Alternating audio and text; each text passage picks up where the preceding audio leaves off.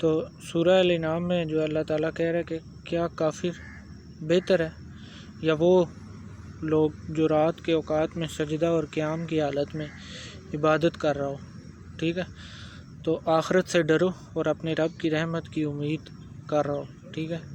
کہہ دو کہ علم والے اور بغیر علم والے برابر ہو سکتے ہیں، ٹھیک ہے، سمجھتے ہی وہی ہیں جو عقل والے ہیں۔ تو یہاں پہ تھوڑی سی میں آپ کو علم کی بات بتاتا ہوں۔ علم جو ہے وہ اصل علم تو یہی ہے کہ اللہ کو جاننا، ٹھیک ہے۔ اللہ نے جس علم کی بات کی ہے قرآن میں اور جس علم کو فرض کیا ہے مرد اور عورت پہ، وہ اصل علم یہی ہے کہ اللہ کو جانا جائے، اللہ کی پہچان کی جائے، ٹھیک ہے۔ اسی علم کو اللہ نے فرض کیا۔ تو یہاں پہ وہ ہمیں یہی کہہ رہا ہے کہ ٹھیک ہے کہ کہہ دو کہ علم والے اور بغیر علم والے، ٹھیک ہے، جو جاننے والے ہوتے ہیں یا جو نہیں جانتے یا جاننے کی کوشش نہیں کرتے، وہ دونوں برابر نہیں ہو سکتے، ٹھیک ہے۔ تو یہ اللہ تعالیٰ ہمیں یہاں بتا رہا ہے، ٹھیک ہے۔ تو جو شخص بھی اللہ کو پانے کی آرزو رکھتا ہے، اسے علم حاصل کرنا ہے، ٹھیک ہے، اور علم سارا اللہ کا ہے۔ جتنا علم حاصل کرتا چلا جائے گا، اللہ کا تصور اتنا پختہ ہوتا چلا جائے گا۔ کنسیپٹ بہت بڑی دیوار کی طرح ہوتے ہیں، ٹھیک ہے، جو کنسیپٹس ہوتے ہیں، جو انسان اپنے پرانے خیالات یا تصورات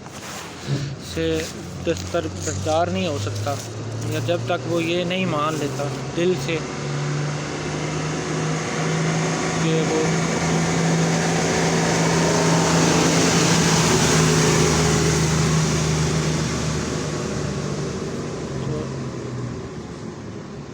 جب تک انسان اپنے پرانے خیالات اور تصورات سے دستبردار نہیں ہو جاتا، یا وہ یہ مان نہیں لیتا دل سے کہ وہ کسی بھی چیز کو نہیں جانتا یا وہ کچھ نہیں جانتا، ٹھیک ہے، یا اپنے ارد گرد کھڑی یہ جو دیواریں توڑ نہیں سکتا پھر، ٹھیک ہے، اپنے موجود اندر علم پر شک جو ہے نہیں کر سکتا، اسے کل بھی علم عطا نہیں ہو سکتا۔ تو یہ عقل کے رک جانے کی جو ہے وہ نشاندہی ہے، ٹھیک ہے، کہ انسان سمجھ لے کہ وہ سب جانتا ہے، ٹھیک ہے۔ اگر وہ سب جانتا ہے تو اس کی تکمیل تو پھر پوری ہوگی نا، ٹھیک ہے۔ اب اللہ سے کیا مانگے گا پھر، اگر وہ انسان کے یہ خود دعویٰ کر لے کہ وہ سب جانتا ہے، ٹھیک ہے، پھر اس کا جو کام ہے وہ پورا ہو گیا، پھر اسے اور کیا جاننے کی ضرورت ہے، یا اور کیا کس چیز کو وہ جاننا چاہتا ہے۔ تو اس لیے کہا جاتا ہے کہ ایمان جو ہے وہ خوف اور امید کے درمیان ہے، ٹھیک ہے۔ تو ہر وقت کا جو ہے دھڑکا لگا رہے کہ میں کچھ نہیں جانتا، میں ٹھیک ہوں یا غلط ہوں، ٹھیک ہے، اس میں ایمان قائم ہے، ٹھیک ہے۔ یہ بہت باریکی کے اور پیچیدگی کی بات ہے، اس کو اگر آپ سمجھ جائیں تو بہت بڑا مسئلہ حل ہو جاتا ہے، ٹھیک ہے۔ ایمان جو ہے وہ خوف اور امید کے درمیان کی چیز ہے، ٹھیک ہے۔ ہر وقت آپ اس کشمکش میں رہے انسان کہ کچھ نہیں جانتا، ٹھیک ہے، تو میں ٹھیک ہوں یا غلط ہوں، اس کشمکش میں رہے، ٹھیک ہے، اسی میں ایمان قائم ہے۔ جو یہ مان بیٹھے کہ میں بالکل ہی غلط ہوں یا میرا کچھ بھی ٹھیک نہیں ہے، وہ بھی گیا، اور جو یہ سمجھ لے کہ میں بالکل ٹھیک ہوں، مجھ میں جو ہے وہ سرے سے غلطی نہیں ہے، میں سب کچھ جان گیا ہوں، وہ بھی مارا گیا، ٹھیک ہے۔ تو اللہ کے پاس جب اللہ کے حضور آپ کو پیش ہونا ہوتا ہے تو آپ ٹھیک اسی طرح پیش ہوتے ہیں کہ آپ کچھ نہیں ہیں، ٹھیک ہے۔ پھر وہ آپ کو علم دیتا ہے، پھر وہ آپ کو بتاتا ہے کہ میں کیا ہوں، میری ذات کیا ہے، یا اللہ کی پہچان کیا ہے، یا اللہ خود بتاتے خود کیا ہے، ٹھیک ہے۔ تب بھی وہ اس چیز کو انسان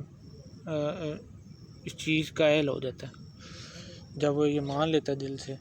کہ وہ کچھ نہیں جانتا، ٹھیک ہے۔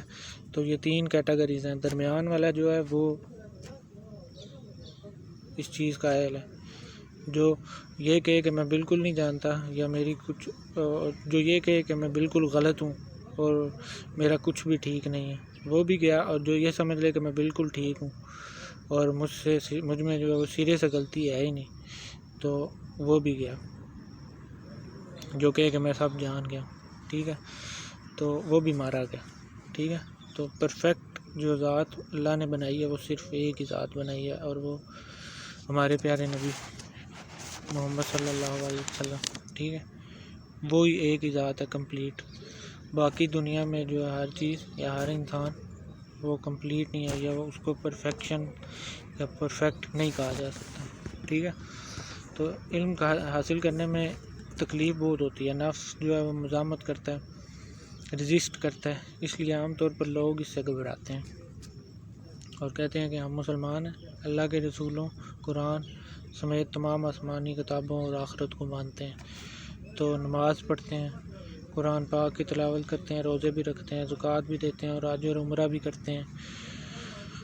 تو تھوڑا بہت اللہ کو یاد بھی کرتے ہیں۔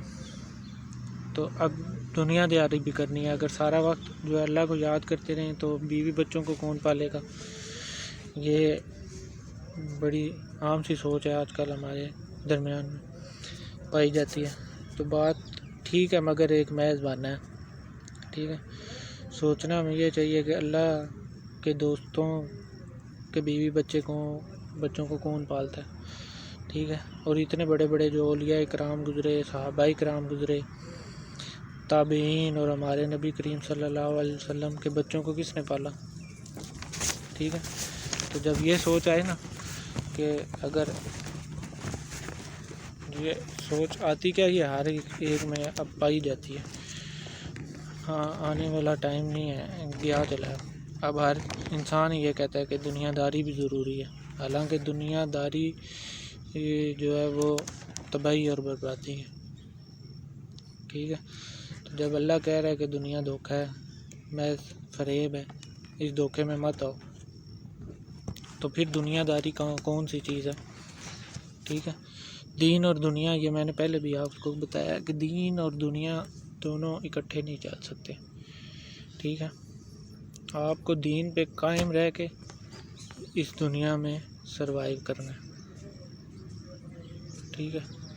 یہ کبھی نہیں ہو سکتا کہ آپ کہیں کہ میں دین پہ بھی ہوں، دنیا پہ بھی ہوں، دنیا کو بھی ساتھ لے کے چلوں اور دین کو بھی ساتھ لے کے چلوں، کیونکہ جب آپ اللہ کی طرف جاتے ہیں یا اللہ کی طرف ہم رجوع کرنے کی کوشش کرتے ہیں تو پھر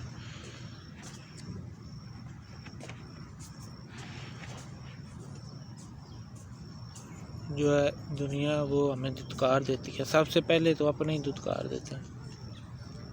ٹھیک ہے۔ تو پھر اللہ تعالیٰ اس انسان کو ویسے ہی دنیا سے الگ کر لیتا ہے، ٹھیک ہے۔ جب آپ اللہ کی طرف رجوع کریں گے آپ کو جو اکیلا کر دیا جائے گا، ٹھیک ہے، کیونکہ اس دنیا کا جو سسٹم ہے وہ ویسے ہی محض ایک فریب کے اوپر قائم ہے، ٹھیک ہے۔ تو یہ بات میرا خیال ہے پہلے کہہ چکا ہوں میں پچھلے کسی ٹاپک میں، تو فریب ہے۔ تو آپ اس سے پہلے جب آپ کو علم نہیں تھا تو آپ بھی اس سسٹم کا حصہ تھے، ٹھیک ہے۔ تو جب آپ اس سسٹم میں سے نکلیں گے تو آپ کو دنیا ویسے ہی کہے گی کہ یہ پاگل ہو گیا، یا عجیب سی باتیں کرے گی، ٹھیک ہے۔ تو اعتدال کی حالت تک جو ہے وہ ٹھیک ہے دنیا کا معاملہ، مگر یہ جو لمبے منصوبے یا جو اینڈ لیس پلاننگز ہیں ہماری، ٹھیک ہے، جو ہم کرتے ہیں فیوچر پلاننگز، جس کا دین میں تو کوئی تصور ہے ہی نہیں نا، ہمارے دین میں جو ہے فیوچر کا کوئی کانسیپٹ ہے ہی نہیں ہے، ٹھیک ہے۔ تو اس دنیا کی زندگی میں کر کے انسان اپنے دل کو جو زنگ لگا لے، ٹھیک ہے، اینڈ لیس پلاننگ کر کے، تو اللہ اس بارے میں کیا کہہ رہا ہے، وہ سورہ حجر میں 38 سے 62، وہ یہ کہ کوئی کسی کا بوجھ نہیں اٹھائے گا، اور یہ کہ انسان کو وہی ملتا ہے جو وہ کرتا ہے، اور یہ کہ اس کی کوشش جلد دیکھی جائے گی، پھر اسے پورا بدلہ دیا جائے گا، اور یہ کہ سب کو اپنے رب کی طرف ہی پہنچنا ہے، اور یہ کہ وہی ہنساتا ہے اور وہی رلاتا ہے، ٹھیک ہے، اور یہ کہ وہی مارتا ہے، وہی زندہ کرتا ہے، ٹھیک ہے، اور یہ کہ اس نے جوڑا نر اور مادہ کو پیدا کیا ایک بوند سے کہ جب وہ ٹپکائی جائے گی، ٹھیک ہے، اور یہ کہ دوسری بار زندہ کرنے کا ذمہ جو ہے وہ بھی اللہ کا ہے، ٹھیک ہے، اللہ کہہ رہا ہے تو، اور یہ کہ وہی جو ہے غنی اور سرمایہ دار کرتا ہے، اور یہ کرو یہ کہ وہی شعراء کا رب ہے، ٹھیک ہے، تو اور یہ کہ اس نے عاد اولا کو ہلاک کیا، جو عاد کی قوم تھی ان کو ہلاک کیا، اور سمود کو پس اسے باقی نہ چھوڑا، اور اس لیے اس سے پہلے نوح علیہ السلام کی قوم کو کہ بے شک وہ زیادہ ظالم اور سرکش تھے، ٹھیک ہے، اور الٹی بستی کو اس نے دے ٹپکا، ٹھیک ہے، بس اس پر وہ تباہی جو ہے چھا گئی، بس اپنے رب کی کون سی نعمت پہ تم شک کرو گے، ٹھیک ہے، یہ بھی ایک ڈرانے والا ہے، پہلے ڈرانے والوں میں سے آنے والی قریب آ پہنچی، ٹھیک ہے، سوائے اللہ کے اسے کوئی ہٹانے والا نہیں ہے، بس کیا تم اس بات سے تعجب کرتے ہو اور ہنستے اور روتے نہیں، اور تم کھیل رہے ہو، بس اللہ کے آگے سجدہ کرو اور اس کی عبادت کرو، ٹھیک ہے، تو یہ سورہ حجر کی اللہ تعالیٰ نے آپ کو 38 سے 62 تک اللہ تعالیٰ نے آپ کو ایک اتنا بڑا وہ ایک پیراگراف بن جاتا ہے، یہ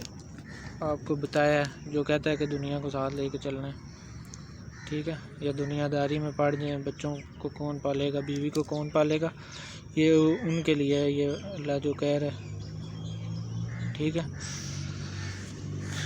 کہ انسان کیا کرتا ہے اور اسے ملتا کیا، کرنے والا تو وہ اللہ دعویٰ کر رہا ہے کہ میں ہوں، تو کیا آپ دعویٰ کر سکتے ہیں یا آپ دعویٰ کرتے ہیں کہ آپ پال رہے ہیں بیوی بچوں کو؟ اللہ تو کہہ رہا ہے کہ میں پالتا ہوں، ٹھیک ہے، تو یہ بہت بڑی بات ہے، اس کو سمجھیے گا۔ زندگی جو ہے بہت بڑی عظیم ترین نعمت ہے، اسے جو ہے سیریس لینا ہی پڑے گا ہمیں، ٹھیک ہے، تھوڑے بہت سے گزارا ہونے والا نہیں ہے۔ اللہ کا طرز کلام ان آیات میں جو پیچھے میں نے بیان کی ہیں، اس قدر جلال ہے جو انسان کا جو ہے اس سے دل کانپ جاتا ہے، ٹھیک ہے، تو کہیں ایسا تو نہیں ہے کہ ہم اپنی زندگیوں میں اللہ کو نظر انداز کیے ہوئے انڈر ایسٹیمیٹ کر رہے ہیں، اور اپنی تمام تر کوششوں کا رخ جو ہے وہ حیات الدنیا کے حصول کی جانب موڑے ہوئے ہیں۔ تو جیسے جیسے انسان کو اللہ کو جانتا جاتا ہے ویسے ویسے وہ اللہ کو پہچانتا جاتا ہے، ٹھیک ہے، تو جب نفس کو اللہ کے ناقص تصور سے نجات ملتی ہے جو اس نے اپنے ذہن میں پہلے سے بنایا ہے، تو تصور پختہ یا میچور ہونے لگتا ہے، ٹھیک ہے، یہ نیا علم نفس کے لیے آب حیات کا اثر رکھتا ہے، تو خدا کا خوف جو اسے پہلے خلش یا گلٹی کی صورت میں اسے بے چین رکھتا تھا، اب اس خوف میں بدل جاتا ہے کہ کہیں اللہ مجھ سے محبت کرنا نہ چھوڑ دے، کہیں اللہ مجھ سے دور نہ ہو جائے، کہیں اللہ مجھ سے ناراض نہ ہو جائے۔ تو پہلے جو ہم یہ ڈر رہے ہوتے ہیں، ہمارا نفس اس بات سے ہمیں بے چین رکھتا ہے کہ میں گنہگار ہوں، قبر میں یہ ہوگا وہ ہوگا، آخرت میں یہ ہوگا، اور پھر وہ دنیا میں جب اللہ تعالیٰ آپ کو علم دے گا اور نفس آپ کا جو علم لے گا اور اللہ کو پہچانتا جائے گا، تو پھر یہ خوف آپ کا چینج ہوگا اس خوف میں کہ آپ کو ایسا لگے گا کہ اللہ مجھ سے کہیں ناراض نہ ہو جائے، ٹھیک ہے، پھر آپ کو اس چیز کا ڈر اور خوف رہے گا اور آپ اللہ سے دور نہ کر دیے جاؤ، ٹھیک ہے، یا اللہ آپ کو اپنے پاس سے دور نہ کر دے۔ اب نفس خود کو جو اللہ کے سامنے مجرم نہیں بلکہ دوست خیال کرنے لگتا ہے، ٹھیک ہے، بس اس احساس کا جو پیدا ہوتے ہی اس میں جو ہے اطمینان اور سکون کی نئی لہریں جو ہے انسان کے اندر دوڑ جاتی ہیں، ٹھیک ہے۔ اب آپ گناہ کر کے اسے چھپانے کی بجائے یا اسے نظر انداز کرنے کی بجائے یا دبانے کی بجائے اللہ کے سامنے اسے قبول کرنا یا کنفیس کرنے کی ہمت اس کے اندر آنا شروع ہو جاتی ہے، ٹھیک ہے، اور اب وہ اللہ کے سامنے توبہ کرتا ہے ہر اس گناہ کی جو وہ کر چکا ہے یا کر رہا ہوتا ہے، تو اللہ اپنی رحمت اور بخشش سے اس کی نفسیات میں، ٹھیک ہے، اللہ اپنے علم کے ذریعے اور اپنے جو بھی اس کا نظام ہے اس کے ذریعے آپ کی نفسیات میں، آپ کے دل میں جو ہے، اور آپ کے نفس کو اس گناہ کو دور کر دے گا، ٹھیک ہے، آپ کی ذات سے وہ گناہ دور کر دیا جائے گا، اور آپ کے دل میں جو ہے یہ اطمینان یا احلام کے ذریعے اللہ تعالیٰ یہ ڈال دے گا کہ بس بچہ معافی ہو گئی ہے، اور اب جو ہے تم ثابت قدم رہو، بس ڈٹے رہو، ٹھیک ہے۔ یہ انسان کے دل میں توبہ کی جو قبول ہونے کی نشانی بھی یہی ہے کہ آپ کو اطمینان اور سکون جو ہے وہ نصیب ہو جاتا ہے، ٹھیک ہے۔ جب آپ کی توبہ اللہ قبول کر لیتا ہے تو آپ کے دل میں ایک الہام، یا الہام ہی کہہ سکتے ہیں ہم اسے، جو اللہ تعالیٰ اپنے قدرت کے نظام کے ذریعے یا اپنے علم کے ذریعے آپ کے دل میں یہ ڈال دیتا ہے کہ معافی ہو گئی ہے، ٹھیک ہے۔ آپ کو اطمینان اور سکون جو ہے وہ نصیب ہو جاتا ہے، کیونکہ جو نفسا نفسی کی زندگی میں ہم پڑے ہوتے ہیں اس سے سکون ہمیں نہیں ہوتا، یہ ہم جانتے ہیں بہتر، ٹھیک ہے۔ جن کو سکون کا بھی پتہ ہے تھوڑا سا کہ سکون کیا ہوتا ہے، وہ ان کو پتہ ہے کہ سکون ہوتا ہے کہ نہیں ہوتا، ٹھیک ہے۔ تو جب یہ سکون ملتا ہے تو پھر کیا ہی بات ہوتی ہے۔ تو یہ اس محبت کا جو اس تعلق کا جو بندے کا اپنے رب سے ہے، اس کا آغاز ہوتا ہے یہ، ٹھیک ہے۔ اب اسے احساس ہونے لگتا ہے اللہ سے محبت کرنے والے جو ہیں وہ اللہ کے دوست ہیں، ٹھیک ہے، اور اللہ سے بیزار ہونے والے جو ہیں وہ اللہ کے دشمن ہیں۔ تصور خدا یا اللہ کا جو تصور ہے درستگی کو مائل ہونے لگتا ہے، ٹھیک ہے۔ زاویہ نظر یا پرسیپشن مکمل جو ہے وہ بدل جاتی ہے۔ پھر یہ مقام بھی آتا ہے کہ جو نفس موت سے بدک رہا ہوتا ہے یا ڈر رہا ہوتا ہے، اب اس کو اللہ سے ملاقات کا واحد ذریعہ سمجھتا ہے، ٹھیک ہے۔ پھر وہ اس خوشی میں جو ہے پاگل ہو رہا ہوتا ہے کہ یہ موت ہی ہے جو اس نے ہمیں روکا ہے اللہ سے ملنے کے لیے اور اللہ کے نبی سے ملنے کے لیے، ٹھیک ہے۔ تو خوف اب اسے موت سے ہوتا تو ہے، لیکن دہشت سے نہیں بلکہ ناگواری کی حالت پہ آ جاتا ہے، ٹھیک ہے، کہ کہیں میں گمراہ نہ مر جاؤں، ٹھیک ہے، یا میں ایمان کی حالت میں مجھے موت آئے، ٹھیک ہے۔ پھر وہ جو دہشت موت کی ہوتی ہے وہ اس میں بدل جاتی ہے، اس کے اندر ایک نیا احساس جنم لیتا ہے، اسے موت کے بعد کی دنیا کا، آخرت کا تجسس بیدار ہونے لگتا ہے، ٹھیک ہے۔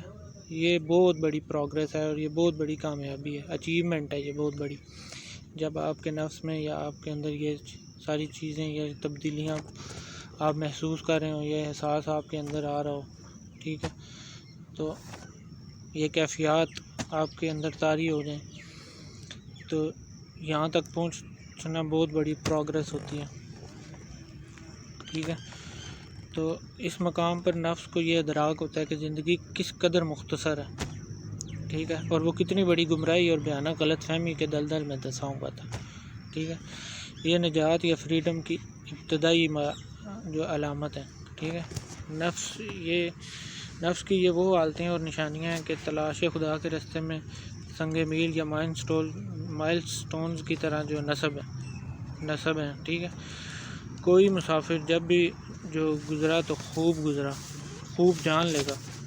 یا دیکھ لے گا کہ سفر کس منزل تک آ پہنچا ہے، ٹھیک ہے۔ اب نفس جو ہے اللہ پاک کی محبت میں گرفتار ہونا شروع ہو جاتا ہے، ٹھیک ہے۔ بڑھتی ہوئی شناسائی کا یہ وقت عظیم الشان ہوتا ہے، جب خوف سے ہچکچایا ہوا یا زمانے کی ٹھوکروں کا مارا ہوا جو خدا کے ناقص تصور کو اپنے ذہن میں لیے گھبرایا ہوا ہوتا ہے، ٹھیک ہے۔ جب انسان اپنے رب کے دربار میں جو ہے اذن بازیابی کا شرف جب پا جاتا ہے تو ایک ایک قدم جو ہے بڑھتے ہوئے انسان پر یہ انکشاف ہوتا جاتا ہے کہ وہ خود نہیں پہنچا بلکہ اللہ کی محبت میں پہنچایا گیا، ٹھیک ہے۔ اسے لگ رہا تھا کہ وہ اللہ کو تلاش کر رہا ہے، مگر اب اسے خبر ہوتی ہے کہ اللہ بھی اسے تلاش کر رہا تھا، ٹھیک ہے۔ What you seek is seeking you۔ تو اللہ چاہتا ہے کہ اس کا بندہ اس تک آ پہنچے، ٹھیک ہے؟ تو بس دل سے جو ہے سوال کرنے کی دیر ہوتی ہے، ایک بار دل سے کہنے کی دیر ہے، بس اے میرے رب تو مجھے مل جا، ٹھیک ہے؟ تو پھر ساری خدائی اس انسان کو جو ہے اس انسان کی مدد کو لپک آتی ہے، ٹھیک ہے؟ اللہ کا جو پورا سسٹم ہے وہ حرکت میں آ جاتا ہے، ورنہ بندے کی کیا جو مجال ہے کہ وہ رسائی لے جائے یا رسائی تک پہنچ جائے، تو سب کچھ جو ہے وہ اللہ کرتا ہے، بس انسان کو اپنے نفس کو جو ہے وہ پاک کرنا ہے اور اللہ کو یاد کرنا ہے، بس یہ دو کام ہیں آپ کے، بس اللہ آپ کے دل میں خود اتر آئے گا، ٹھیک ہے؟ آپ کو اللہ تک نہیں جانا، اللہ آپ تک آتا ہے، ٹھیک ہے؟ یہ چیزیں آپ کو بعد میں پتہ چلتی ہیں، تو اور بندہ اللہ تک نہیں جاتا، اللہ بندے تک آتا ہے، یہاں اب نفس کو بشارت ملتی ہے، ٹھیک ہے؟ سورہ زمر میں 53 آیت ہے، کہہ دو اے میرے بندو جنہوں نے اپنی جانوں پہ ظلم کیا، اللہ کی رحمت سے مایوس نہ ہو، بے شک اللہ بخش دے گا، بے شک وہ بخشش والا ہے، بخشنے والا ہے، ٹھیک ہے؟ تو قرآن کو اگر دل کی آنکھ سے پڑھا جائے تو صاف صاف نظر آتا ہے اللہ کا جو سخت لہجہ وہ اللہ تعالیٰ نے اپنا سخت لہجہ جو رکھا ہے اپنے قرآن میں یا اپنے کلام میں، وہ صرف اور صرف کافروں، منافقوں، مشرکوں اور اللہ کے رسول صلی اللہ علیہ وسلم کا جو مذاق اڑانے والے ہیں اور اللہ کو بھول جانے والے ہیں اور دنیا میں مگن ہو جانے والوں کے لیے اللہ تعالیٰ نے صرف اور صرف وہ سخت لہجہ رکھا ہے، ٹھیک ہے؟ وہ اللہ کے جو دوست ہیں جو اللہ کو چاہتے ہیں، اللہ سے محبت کرتا ہے، تو اللہ کس قدر محبت سے اس شخص کو خطاب کرتا ہے، ٹھیک ہے؟ تو سورہ ہود کی آیت نمبر 90 ہے کہ اور اپنے اللہ سے معافی مانگو اور اللہ کی طرف رجوع کرو، بے شک میرا رب جو ہے مہربان محبت والا ہے، ٹھیک ہے؟ اصل راز یہ ہے کہ انسان جب اللہ کی راہ پر چلتا ہے تو یہ لازم امر ہے کہ وہ شیطان کا سب سے بڑا ادب بن جاتا ہے، ٹھیک ہے؟ دباؤ بھی بہت بڑھتا ہے اور مایوسی بھی بہت آتی ہے اور پریشانی بھی بہت آتی ہے، اگر انسان کے پاس اس جنگ میں اللہ کا پختہ تصور نہ ہو تو اس کی مصیبت جو ہے وہ دگنی ہو جائے گی، ٹھیک ہے؟ اور خطرات بھی دگنے ہو جائیں گے، اس لیے ہر وقت اللہ کو جاننے کی دھن میں لگے رہنا ہی بچاؤ کا واحد راستہ ہے، کہ ہم ہر ٹائم بس اسی چیز میں لگے رہیں کہ اللہ کو ہمیں جاننا ہے، بس اللہ کی محبت کو پانا ہے اور اللہ کو جاننا ہے، تو جس قدر اللہ کی پہچان بڑھتی ہے اللہ کا قرب اس قدر بڑھتا ہے، ٹھیک ہے؟ جس قدر قرب بڑھتا ہے اس قدر محبت بڑھتی ہے، یاد رہے کہ محبت محض زبانی دعوے سے ثابت نہیں ہوتی کہ ہم خالی دعویٰ کرتے رہیں کہ بھئی بس اللہ سے ہمیں پیار ہے جی، ٹھیک ہے؟ یہ خالی محبت کوئی بھی کیسی بھی محبت ہو وہ صرف باتوں سے کوئی بھی مانتا نہیں ہے، ٹھیک ہے؟ بلکہ اس کے دعوے کی سچائی کے ثبوت کے طور پر جو ہے واضح نشانیاں اور گواہیوں کے جو مستقل اعمال کا ہونا لازم ہے، ٹھیک ہے؟ جن کی موجودگی یہ ثابت کرے کہ محبت کا دعویٰ کرنے والا زبانی جمع خرچ کرنے والوں میں سے نہیں ہے، ٹھیک ہے؟ جو اللہ سے محبت کرتا ہے اللہ اس کی محبت کو آزماتا بھی ہے، حق ہے وہ آزما بھی سکتا ہے، آزمانے کا حق ہے اسے، کوئی بھی محبوب ہے جو اپنے عاشق کو لازمی آزماتا ہے تاکہ وہ جان لے کہ وہ اس سے کتنی محبت کرتا ہے، ٹھیک ہے؟ انسان اللہ کو پہچان جائے تو اس کی آزمائش کو بھی پہچان جاتا ہے، تو طالب علم کو یہ پتہ ہوتا ہے کہ اس کا امتحان لیا جائے گا، تو اس لیے وہ علم لینے کی کوشش کرتا ہے کہ کہاں سے وہ آزمایا جا سکتا ہے، تو جس کو علم نہیں ہے اس بیچارے کے لیے آزمائش بھی مصیبت ہے، ٹھیک ہے؟ تو اللہ کی پہچان میں میچورٹی یا پختگی پیدا کرنے کے بعد ایک اور بہت بڑی جو اصلاح کرنی ہوتی ہے وہ یہ کہ اللہ کے تصور پر جو قدامت کا سایہ یا شیڈو بنا پڑا ہوتا ہے ہمارا، ٹھیک ہے؟ تو اس کو ہٹانا ضروری ہوتا ہے پھر، ٹھیک ہے؟ تو عام طور پر لوگوں کے ذہنوں میں جو اللہ کا تصور جو ہے وہ قدامت یا انسائنٹنس کا ہے، ٹھیک ہے؟ اس پر اٹکا ہوتا ہے، بے شک اللہ قدیم ہے، ٹھیک ہے، لیکن وہ اتنا جدید بھی ہے، ماڈرن بھی ہے، ٹھیک ہے۔ اللہ کے تصور کی جدت کو سمجھنے کے لیے جو ہے تصور خدا کی قدامت کا جو کنسیپٹ سمجھ لینا ضروری ہے، ٹھیک ہے۔ کالم علم نفس میں جو قدامت کا مطلب جو ہے وہ خیالی ہے، ٹھیک ہے، فکٹیشیس ہے۔ تو اللہ، رسول، فرشتوں، جنت، جہنم یا عظیم اکثریت کے ذہن میں جو ہے یہ چیزیں خیالی ہیں، ٹھیک ہے۔ اس کی بنیاد علم پر نہیں ہے، گمان پہ ہے۔ تو جب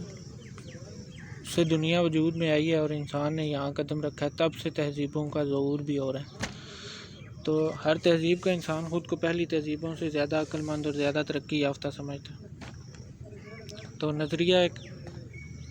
ارتقاء کی مناسبت سے یہ بات ٹھیک بھی ہے کہ انسان پر آنے والے دور میں یا پہلے سے زیادہ ترقی کرتا رہا، ٹھیک ہے، مگر ہر تہذیب اپنے تمدن کی انتہا پر پہنچ جانے کے بعد گمان کرتی ہے کہ جو علم ان کے پاس ہے اور جو ترقی انہوں نے کی ہے، اس حساب سے پچھلی تمام تہذیبیں پسماندہ و گنوار ہیں، ٹھیک ہے۔ تو جیسے انسان انفرادیت میں تکبر میں گرفتار رہتا ہے، ہو جاتا ہے، اس طرح اجتماعیت میں بھی معاشرہ گھمنڈ اور تکبر کا شکار ہو جاتی ہے، معاشرہ بھی ہو جاتا ہے تکبر کا شکار، اور پھر یہی جو تکبر ہے ان کی تباہی کا باعث بنتا ہے۔ تو اگر قرآن پاک کا جو ہے مطالعہ کیا جائے تو انکشاف ہوتا ہے کہ اللہ ہر تہذیب کو اللہ تعالیٰ نے ایک منفرد علم اور مخصوص طرز کی ترقی پر پہنچایا، ٹھیک ہے۔ تو اس بات کو سمجھتے ہیں اس آیت سے، سورہ سبا آیت نمبر 45 ہے، اور ان لوگوں نے بھی جھٹلایا جو ان سے پہلے تھے، اور یہ لوگ اس کے 10ویں حصے کو نہیں پہنچے جو ہم نے انہیں دیا تھا، تو پس انہوں نے میرے رسولوں کو جھٹلایا، پھر میرا کیسا عذاب ہوا۔ غور کیا جائے تو اللہ ہمیں بتا رہا ہے اور کہہ رہا ہے کہ تم سے پہلے والے لوگوں کی تہذیبوں میں نے جن کو فنا کیا ہے، تم اس کے 10ویں حصے تک بھی نہیں پہنچے ہو، ٹھیک ہے۔ تو اللہ کے بارے میں رائج جو قدامت پسندانہ تصور سے دیکھا جائے تو محسوس ہوتا ہے جیسے پرانی تہذیبوں کے لوگ ہم سے زیادہ مضبوط اور عمریں تھیں ان کی زیادہ۔ تو یہ بھی ہو سکتا ہے کہ وہ لوگ جنتر منتر علم اور نجوم وغیرہ ہم سے زیادہ جانتے ہوں، مگر ان کی ترقی اس سے زیادہ نہیں ہو سکتی، کیونکہ جہاز، ٹرین، بجلی جتنی جو ہوشربا ترقی ہم نے کی ہے، اس سے پہلے کوئی تہذیب بھی جو ہے اتنی جدید تمدن تصور کرنے کے بھی قابل نہیں ہوئی تھی۔ تو یہ زاویہ نظر جو ہے قدامت پسند ہے، ٹھیک ہے، اس کو قدامت پسند کہا جاتا ہے۔ یہ جو نظریہ ہے جو بیان کیا میں نے اب، اس پر غور کرنے اور اصلاح کرنے کی ضرورت ہے، ٹھیک ہے۔ تو قرآن اور حدیث کے وسیع مطالعے سے جو ہے یہ نظریہ قدامت درست ہو جاتا ہے۔ تو سورہ مومن آیت نمبر 21 اللہ تعالیٰ کہہ رہا ہے کہ کیا انہوں نے زمین میں سیر نہیں کی کہ وہ دیکھتے ان لوگوں کا انجام کیا تھا جو ان سے پہلے ہو گزرے ہیں، وہ قوت میں ان سے بڑھ کر تھے، زمین میں آثار کے اعتبار سے بھی، ٹھیک ہے۔ تو پھر اللہ نے ان کو ان کے گناہوں کے سبب پکڑ لیا اور ان کے لیے اللہ سے کوئی بچانے والا نہ تھا، ٹھیک ہے۔ تو یہ تھا آج کا جو ہمارا ٹاپک، اللہ کی پہچان، انڈرسٹینڈنگ آف اللہ، ٹھیک ہے۔ تو یہ بھی آگے بھی ہے، یہ تھوڑا سا ٹاپک اور لمبا ہوگا، ٹھیک ہے۔ تو یہاں تک جو میں نے سمجھایا ہے اس کو غور سے سمجھیے گا اور سنیے گا، انشاءاللہ آپ کو سمجھ آئے گی۔ تو اپنا خیال رکھیے گا، اللہ تعالیٰ ہم سب پہ جو اپنا کرم کرے، آمین۔ السلام علیکم۔